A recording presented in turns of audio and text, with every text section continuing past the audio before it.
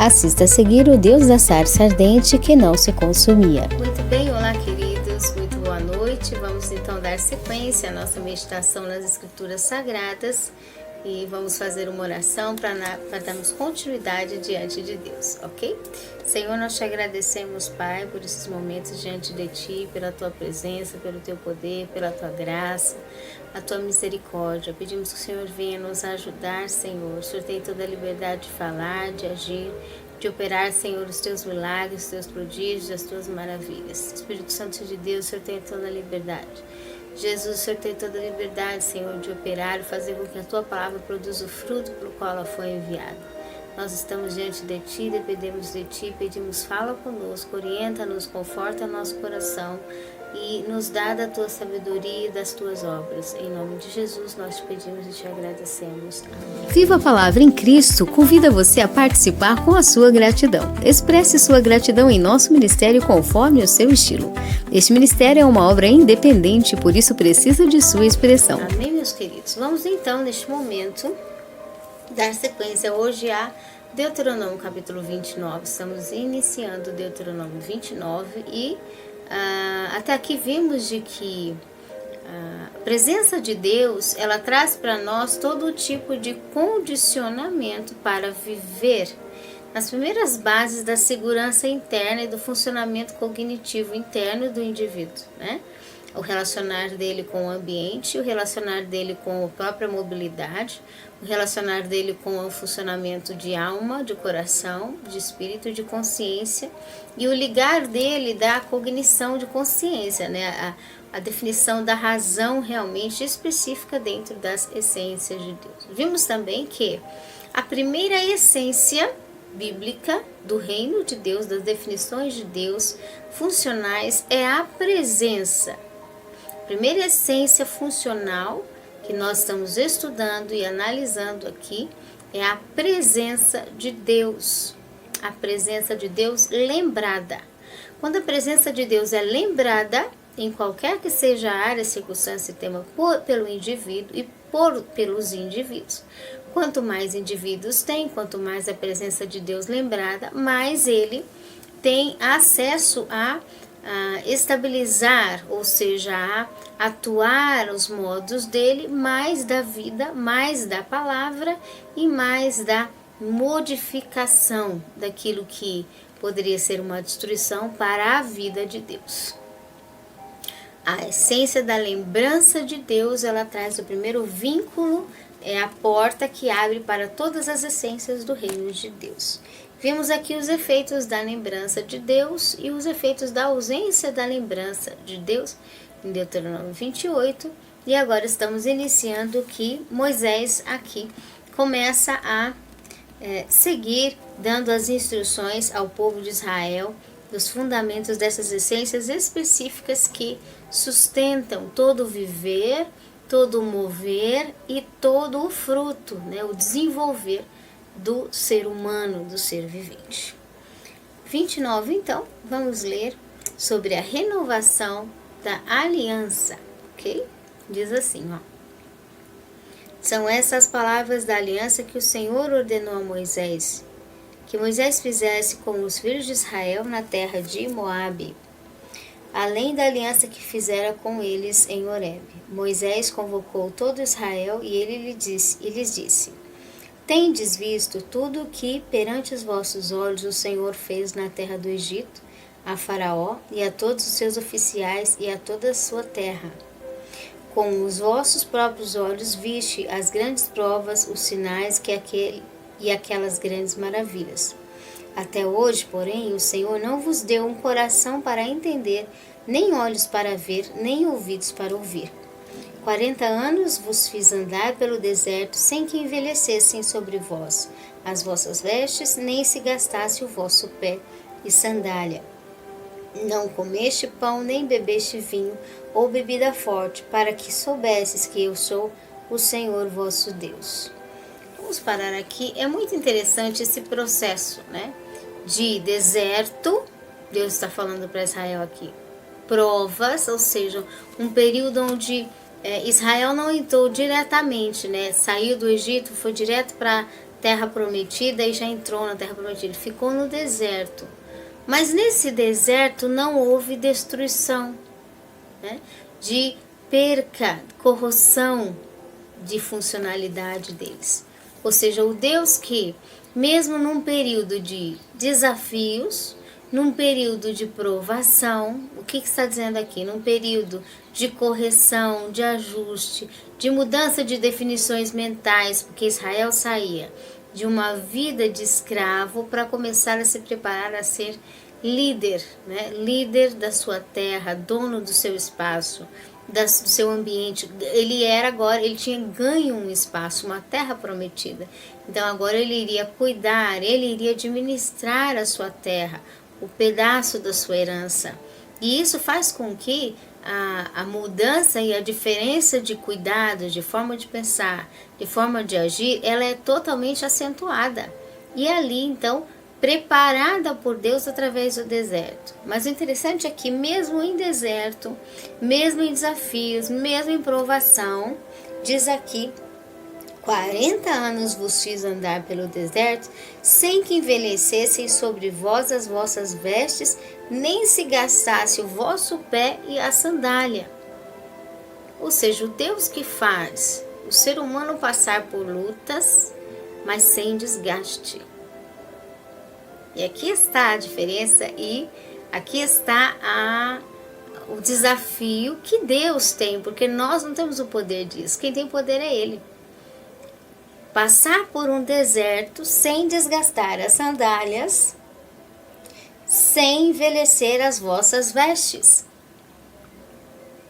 O mesmo quando nós entendemos na passagem ali dos 3 jovens que passaram, diz a Bíblia, pela fornalha de fogo ardente, mas quando saíram não havia nem cheiro de fumaça. Como é que pode, né, o indivíduo passar por circunstâncias e passar pelo fogo e não ter cheiro de fogo? Passar por um deserto e não desgastar uma sandália, não desgastar uma veste.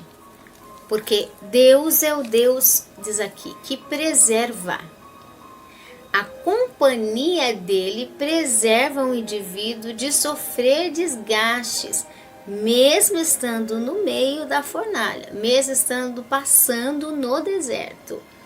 Ele é isento de sofrer desgastes. E isso aqui é extraordinário, porque as circunstâncias externas, elas afetam o indivíduo a ponto de automaticamente, naturalmente, ele já se entregar ao desgaste, né? Seja ele um desgaste físico, um desgaste espiritual ou um desgaste mental. Ele muitas vezes se entrega, quando ele pensa no desafio, no problema, na dificuldade, ele já se entrega para um nível de desgaste, porque ele limita, eu só posso até aqui, eu só consigo até aqui, eu só vou até aqui. Então, mais do que isso na mente do indivíduo, ele passa como se por um processo de estresse e desgaste. Mas quando a presença de Deus começa a dominar a nossa convivência, quando a presença de Deus começa a dominar o nosso dia a dia, Ele retira do nosso deserto, Ele retira da nossa vida o desgaste. Muitas vezes Ele pode não evitar o caminho difícil, Ele pode não evitar os desafios que nós temos, Ele pode não evitar a fornalha, mas Ele ensina-nos como não ser desgastado nela. Como não sofrer desgaste no deserto. Como não sofrer desgaste na fornalha. E como que é esse processo, né, de estar passando o deserto, a prova e não ser destruído? Aqui fala muito sobre Israel, mesmo sendo corrigido, o último capítulo, 28, final dele, passando por desafios por causa da própria disfuncionalidade, mas ainda assim Deus preservar. O que significa Deus preservar? Deus segurar em vida, Deus segurar com vida, com meios de plena funcionalidade saudável, capacidade de restituir e restaurar originalmente como se nada tivesse deteriorado sobre aquela questão. Fontes de restituição dentro do indivíduo. Como é que Deus faz isso? Como é que o indivíduo consegue, né, Ou seja, Deus faz o indivíduo passar e ser restituído como se nada tivesse alterado. Essa é a esperança que Deus tem e o controle que Deus tem. Quando Satanás foi diante de Deus e disse: o Jó, eu posso tocar nele? Deus diz: você toca, mas não tira a vida. Quando todas as provas alcançaram Jó, diz a palavra que ele estava praticamente como um vivo morto, mas o Senhor segurou ele em vida. Porque Deus tem a capacidade de segurar em vida quando nós continuamos colocando nas mãos dele toda a nossa existência, toda a nossa essência, independente dos desafios externos. Então aqui, depois que Deus revela através de Moisés, é possível ser abençoado, é possível receber todas as fontes de bênção no campo, na cidade, sobre os filhos, sobre os animais, sobre o empreendimento, sobre a cozinha, tudo que você faça. Mas também é possível, se a presença de Deus for esquecida, toda disfuncionalidade chegar. É possível tudo isso. Todavia, se a disfuncionalidade chegar, se as adversidades chegar, se tudo se acabar, Deus ainda está permitindo a disfuncionalidade, é só por uma correção de voltar a pegar a mentalidade humana, colocar no lugar certo para a renovação, para uma restituição, ou seja, uma definição de origem, respeitando primeiramente a presença de Deus, a lembrança e a convivência de Deus, e depois todo o demais trabalho dele. Então, Moisés segue agora, depois de falar de bênçãos e maldições, falando de renovação. Depois da correção de Deus, ele restitui tudo. Depois do processo que ele tem para despertar o indivíduo de que a lembrança dele em alguma área, em algum tema, precisa ser mais enfatizado, depois daquilo corrigido, Deus volta o nosso estado, nosso destino, aquilo que precisa no lugar certo. Respeitamos o que ele queria? Respeitamos. Fizemos o que ele queria? Fizemos. Fomos lá, obramos o cuidado trino, então ele põe paz no nosso ambiente, na nossa terra, ele renova, ele restitui. Então a gente passa pelo deserto, é corrigido, é redirecionado, é treinado nos modos de Deus e não nos nossos.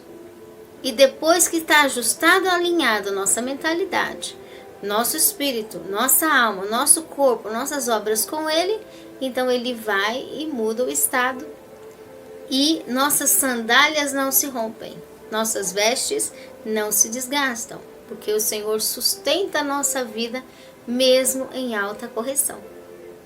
Então aqui, começando o capítulo 29, Moisés diz: são essas palavras da aliança que o Senhor organizou. O Senhor ordenou a Moisés um pacto, um acordo de aliança, que Moisés fizesse com os filhos de Israel, falasse para os filhos de Israel na terra de Moabe, além da aliança que fizera com eles em Horebe. Moisés ajuntou todo o povo e disse: tendes visto tudo que perante os vossos olhos o Senhor fez primeiro na terra do Egito. Há uma diferença entre o que o Senhor fez na terra da promessa e o que o Senhor fez na terra do Egito. Na terra do Egito, ele enfatizou correções em áreas que estavam equivocadas, em mentalidades que estavam equivocadas. Deus mostrou para a mentalidade de Faraó que ele estava podendo muita coisa, mas não podia tanto assim não. Não era tudo não, era uma parcela. Deus começou a mostrar para Faraó que sobre Israel, aquele povo não era daquela terra. Aquele povo era dele. Então o que acontece? Deus começa então a fazer o que? Tendes visto que perante os vossos olhos o Senhor fez na terra do Egito. O tempo da escravidão, o tempo do subjugamento, o tempo da limitação, Deus também está fazendo coisas. Entendemos melhor na última live sobre isso. Deus está mostrando também a diferença da presença dele nas adversidades. E naquilo que mais mexe, mais toca, mais dói, é aquilo que a gente tem que orar mais, pôr na mão de Deus e falar: Senhor, o Senhor tem toda a liberdade de ser rei, definidor sobre esta área, sobre essa questão. E aí, diz aqui: tendes visto tudo que perante os vossos olhos o Senhor fez na terra do Egito, a Faraó e a todos os oficiais de toda a sua terra? 3 coisas: o que Deus fez na terra do Egito, o que Deus fez a Faraó e o que Deus fez aos oficiais da terra do Egito. Fala sobre Deus ter dado um tempo, porque enquanto Israel estava no Egito, falava do seu Deus, vivia para o seu Deus, com toda dificuldade, mas Israel estava crendo na promessa que Abraão recebeu. Por isso que oravam esperando que Deus enviasse alguém para libertá-los. Então, o povo, os oficiais, o povo que vivia ali no Egito, ouvia falar desse Deus. Tiveram a oportunidade também de se interessar por esse Deus, mas não quiseram. Então, quando a correção vem, ela não vem sem antes Deus ter primeiro dado uma oportunidade. As 10 pragas que foram feitas diante de Faraó foi uma oportunidade de Faraó conhecer a mentalidade de Deus, de também se render e dizer: então, o seu povo pode ir, eu respeito o seu povo. Se o Senhor tem o poder maior do que o meu sobre a natureza, sobre as essências, sobre os rios, sobre o planeta, então eu respeito esse Deus que tem mais poder que eu. Afinal, se ele tem mais poder que eu, então vamos respeitar. Mas a questão é que Faraó se achava no direito de resistir, incluso a Deus. E esse é o maior desafio, quando Deus começa a tentar trabalhar no coração, mostrar as maravilhas dele, mesmo num período de dificuldade, e o indivíduo não sabe interpretar as dificuldades. Não consegue interpretar as dificuldades, que se Deus está nos resistindo, se Deus está dizendo alguma coisa para nós, se Deus está, talvez como vimos nas lives anteriores, nos inabilitando em alguma coisa, em alguma área nós não temos tanta mobilidade, é porque o Senhor quer fazer do modo dele. Tem algum cuidado da parte dele que nós estamos deixando de fazer. E aí o que acontece? Deus começa a mostrar aqui e falar para Israel: olha, eu sou o Deus que passo pelas dificuldades, pelo deserto, eu passo pelo Egito, pelas coisas difíceis, permito para que vocês se voltem a mim. Mas eu seguro com vida quando eu quero manter com vida. E aí, com os vossos próprios olhos viste as grandes provas, sinais e aquelas grandes maravilhas. Então foram sinais. O deserto é sinal. As lutas são sinais. Tudo nos mostra aquilo que verdadeiramente, se Deus permite, é porque Ele está atraindo a nossa lembrança e a nossa atenção. Às vezes é lembrança de deixar Deus dominar um pouco mais o nosso espaço, dominar um pouco mais o nosso ambiente, dominar um pouco mais os nossos modos de ser, dominar um pouco mais a nossa percepção da presença dEle naquilo que já temos, percepção de que Ele está no nosso ambiente, se temos ambiente, se temos definição, se podemos descansar, repousar a nossa cabeça, já é muita bênção de Deus na questão. Que Ele tem controle de todas as coisas por nós. E aqui continua dizendo: mesmo a luta são grandes maravilhas, porque não foi brincadeira o tempo que Deus confrontou o Faraó. Não foi um tempo bom para Israel. Mesmo que era Deus que estava confrontando o Faraó, Israel a cada dia sofria um pouquinho mais, porque tinha que trabalhar mais, era mais escravizado. A guerra de Faraó com Israel não ficou pequena depois que Deus se apresentou. Então tem momentos que aquela tempestade, ela começa a crescer e ela não para.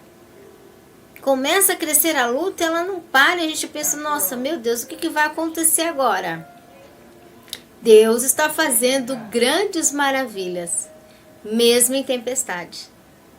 Deus está fazendo grandes bênçãos mesmo na luta. E é esse o desafio. Mesmo em desafio. E aí nós vemos quando a presença de Deus, o poder de Deus, e não é só quando a gente pensa para receber bênção, que coisa boa. Mas entender que se Ele precisa atrair o nosso rumo, nossa direção de passos, de caminho, para onde nós estamos indo, o que nós pensamos, como é que está a nossa mente, como é que está a nossa forma de ver e considerar as promessas dEle, Ele vai enviar desafios tremendos, sinais de maravilhas, mesmo no meio de luta. E às vezes esses sinais é uma grande prova que vem. Que é para quê? Que é para nos provar, nos mostrar que Ele quer cuidar melhor de uma área. Se nós não estamos no melhor cuidado, Deus nos chama a atenção para isso. E aí, o que acontece? 40 anos, Deus fala para Israel, vos fiz andar pelo deserto, sem que envelhecesse sobre vós as vossas vestes, nem se gastasse no vosso pé a sandália. Não comeste pão, nem bebeste vinho ou bebida forte, para que soubeste que eu sou o Senhor vosso Deus. Veja, Deus dizendo aqui, no deserto, vocês se mantiveram realmente com a minha presença e com aquilo que foi o meu querer nas nossas vidas. Sem, diz aqui, comer pão, nem beber vinho ou bebida forte, para que soubeste que eu sou o Senhor vosso Deus. É interessante uma das opções que Deus fez, né? Não vou pegar Israel com todas essas 10 maravilhas, essas 10 pragas, já pôr na terra prometida, não. Eu vou escolher um deserto. Eu vou escolher um caminho que não tem mercado, não tem como sobreviver se não for com a minha dependência até a terra prometida. Não tem como sobreviver a não ser depender. Por que Deus faz isso? Por que na correção, por exemplo, nos períodos de disfunções, como nós vemos no final de Deuteronômio 28, as maldições, parece que Deus se volta e o ser humano parece que ele vai se deteriorar, ele vai se romper, porque tantas provações ao lado dele que a estrutura dele se desfaz. Parece que ele vai morrer mesmo. Vai acabar tudo. Por que Deus envia a prova a ponto de parecer que vai acabar tudo? E aí Deus fala, no final, né, mesmo sem comer pão, sem beber vinho, vocês vão saber que eu sou o Senhor vosso Deus. Eu sustento. Com toda a provação, com toda a luta, com toda a base, como Jó, que ficou vivo por milagre.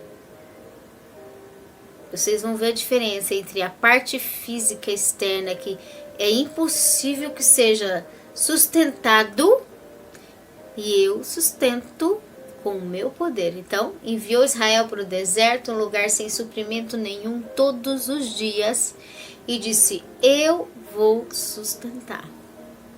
E Deus fez questão, né? Como uma mãe que dá de papinha para o bebezinho novo, recém-nascido, todo dia ali a papinha. Todo dia Deus mandava maná. Para mostrar e comprovar e fazer questão que Ele era o Senhor. Ele era o sustentador. Quando o indivíduo tem noção de que a primeira essência, ele entender que é Deus o sustentador, que por mais os recursos que ele tenha, por mais tudo que ele tenha, quem sustenta é Deus. Quem mantém a vida, a origem é Deus. A presença de Deus é quem nos guarda. Quando o ser humano entende isso, quando o indivíduo entende isso, então, além dele, com a presença de Deus, ele passa, né? Passa deserto, passa fornalha, passa tempestade. Por isso que ele diz, as águas não te submergirão, nem os rios vão afogá-lo, nem o fogo te queimará, nem a chama arderá em ti, porque eu sou o Senhor para te livrar. Quando nós entendemos que a presença de Deus, ela diferencia o indivíduo no deserto, na fornalha. Por isso que a presença de Deus, ela é a primeira essência em todas as instâncias geracionais. A primeira que precisa ser conservada é a lembrança de Deus, a dependência de Deus e o respeito à origem com Deus, porque é ela que sustenta toda a vida. Toda a vida e qualquer base da funcionalidade da estrutura do ser humano, do homem. Então Deus está mostrando através de Moisés aqui, diz, eu permito. Se precisar, eu permito Israel passar a grande provação. A grande prova, eu permito. Mas eu faço Israel ficar vivo. Eu faço Israel viver sem desgaste. Não importa a provação. Eu permito a provação, mas eu sustento Israel com vida. Porque Deus, ele é o Deus de vida além da essência, além da matéria física. Por isso que a sarça ardia e não se consumia. Era um ministério de Moisés, Deus mostrando para ele. Eu vou te usar na natureza com as leis diferenciadas da natureza. Ardia a sarça e não se consumia. Deus podia manter em vida por mais as batalhas. E aí, diz aqui, verso 7, quando vieste a este lugar, Seum, o rei de Esbom, e Og, rei de Bazã, nos saíram ao encontro à batalha, mas nós os derrotamos. Agora, verso 4, vamos voltar um pouquinho aqui. Deus diz algo interessante, ele diz assim, até hoje, porém, o Senhor não vos deu um coração para entender, nem olhos para ver, nem ouvidos para ouvir. Que interessante. Foi para o deserto, mas diz aqui a palavra do Senhor. Até hoje, porém, o Senhor não vos deu um coração para entender. Isso trata da forma cognitiva e mental nossa de entrarmos num deserto, entrarmos num desafio, entrarmos numa provação ou numa luta e não entendermos o deserto. A gente não entende nem como foi para o deserto, nem como entrou no deserto, nem o que está acontecendo no deserto. E nem por que estamos no deserto. O que é que Deus quer mudar no nosso deserto? Muitas vezes a gente não entende. E aqui ele diz, até hoje o Senhor não vos deu o coração para entender o deserto. Nem olhos para ver o que está acontecendo, nem ouvidos para ouvir. E é isso que a gente, então, mais ainda necessita da dependência de Deus. Se não entendemos o nosso deserto, se não compreendemos o porquê estamos no deserto, o que foi que nos aconteceu, mais da inclinação do nosso ser para Deus, com Deus e diante de Deus nós precisamos ter. Porque Ele não envia deserto à toa, simplesmente porque deu vontade, não. É para chamar a nossa atenção em alguma questão. É para nos levar a nossa mente para uma direção dele. E quando nós estamos com a mente na direção dele, por mais que passamos ao fio, né, dos desafios máximos, ainda assim ele prova que ele sustenta. Que ele sustenta. Ele prova que ele é aquele que dá a renovação, a continuidade da nossa vida por mais os grandes desafios ou processos de correção em nós e ao redor de nós. E Deus corrige não é só porque Ele não gostou, então Ele vai corrigir. Não, é porque Ele sabe que aquele caminho nosso está com uma escolha destrutiva. E se nós não renunciarmos à escolha destrutiva, aquela escolha vai nos romper no dia de amanhã. Aquela escolha destrutiva vai nos destruir no futuro. Então Ele prefere corrigir agora gerar circunstâncias que nos provam claramente as escolhas destrutivas, porque uma vez que entendemos claramente que aquilo é destrutivo, nós não vamos escolher para o futuro algo com destruição, algo com efeito destrutivo. Então, as provações são para nos aproximarmos de Deus, né? E aqui o verso 9 segue dizendo: guardai as palavras desta aliança. Qual aliança? Deus mantém. Por mais a prova, mais a luta, mais a dificuldade, Deus sustenta. Deus não faz desgastar as nossas vestes. Deus é o Deus que está com paz, Ele trabalha na paz. Ah, mas eu estou numa luta que eu estou sem paz, então a gente tem que ir para Deus. Organizar nossa vida com paz. E o demais Ele nos acrescenta quando estamos dentro dessas definições do reino. Não vos inquieteis por coisa alguma. Aquietai-vos, descansai, né? Está em paz e vede o livramento do Senhor, sabei que Ele é Deus. Então diz aqui: guardai as palavras desta aliança e cumpri-as, para que prospereis em tudo quanto fizerdes. Se nós estivermos com a presença de Deus e reagindo com a presença de Deus, nós vamos cumprir tudo e vamos ter de Deus o bom desenvolvimento, que chama-se prosperidade. Bom desenvolvimento diante de Deus, para que prospereis em tudo o que fizerdes. E aí verso 10 diz: todos vós estáis hoje perante o Senhor vosso Deus, os cabeças das tribos, os anciãos, os oficiais, todo homem de Israel, os meninos, as mulheres, o estrangeiro que se acha dentro do acampamento, desde o rachador da lenha até o tirador de água, para que entres na aliança do Senhor teu Deus, no juramento do Senhor teu Deus, que faz hoje contigo, para que hoje te estabeleça por seu povo, e ele te seja por Deus, como te prometeu, e como jurou a teus pais Abraão, Isaque e Jacó. Então Deus está dizendo aqui da aliança, Ele diz: olha, eu sou vosso Deus, eu vou vos abençoar em todas as bênçãos, sorte de bênção. Se vocês se esquecerem da minha voz, da minha presença, se esquecerem que eu estou convivendo com vocês, esquecerem de lembrar de mim, eu vou criar circunstâncias que voltem a lembrar. Eu vou gerar circunstâncias que vocês vão voltar a lembrar. Se mesmo assim vocês passarem desapercebidos, eu vou acentuar as circunstâncias para vocês voltarem a lembrar. Mesmo assim, vocês passarem desapercebidos, eu vou permitir a minha ausência para isso ajudar vocês a lembrar de mim e voltar a lembrar. E aí o processo agrava, é mais difícil, é mais acentuante, mas vocês vão chegar até mim. E quando vocês realmente chegarem até mim, aí a luta cessa. Eu não vou deixar vocês morrerem.